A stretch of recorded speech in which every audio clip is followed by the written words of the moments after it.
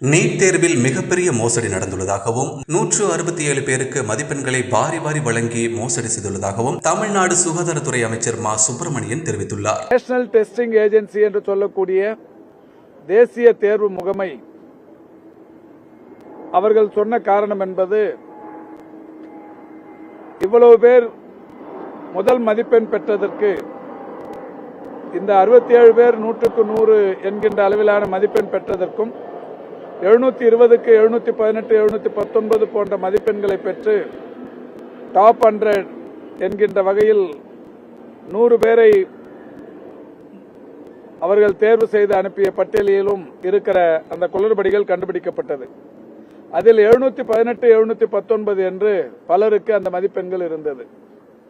இது சாத்தியமில்லாத ஒன்று. ஏனென்றால் 180 கேள்விகள் அடங்கியதுதான் நீட் தேர்வு. ஒரு கேள்விக்கும் 4 மதிப்பெண். ஒரு கேள்வியை அவர்கள் தேர்வு செய்து பதிலளித்தால் 4 மதிப்பெண். அவர் தவறுதலாக பதிலளித்திருந்தால் ஒரு அபராத மதிப்பெண்ணோடு சேர்ந்து 5 மதிப்பெண் அவர்கள் பெற்ற மதிப்பெண்ணிலிருந்து குறைந்துவிடும். ஆக 180 கேள்விகளையும் அவர்கள் அட்டன் செய்திருந்தால், சரியான பதில் அளித்திருந்தால் 720 கிடைக்கும். ஒன்று தவறுதலாக இருந்தால் 716 கிடைக்கும். எழுதாமல் விட்டுவிட்டிருந்தால், அதுவே தவறுதலாக குறிப்பிடப்பட்டிருந்தால் 715 கிடைக்கும்.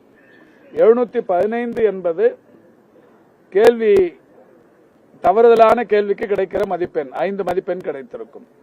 கேள்வி விட்டிருந்தால் 716 கிடைக்கும்.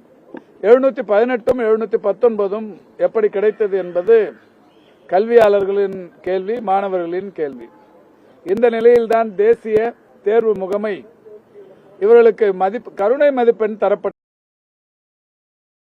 செய்திகளை உள்ளது உள்ளபடி தெரிந்து கொள்ள ரெஃப்ளெக்ட் நியூஸை சப்ஸ்கிரைப் பண்ணுங்க.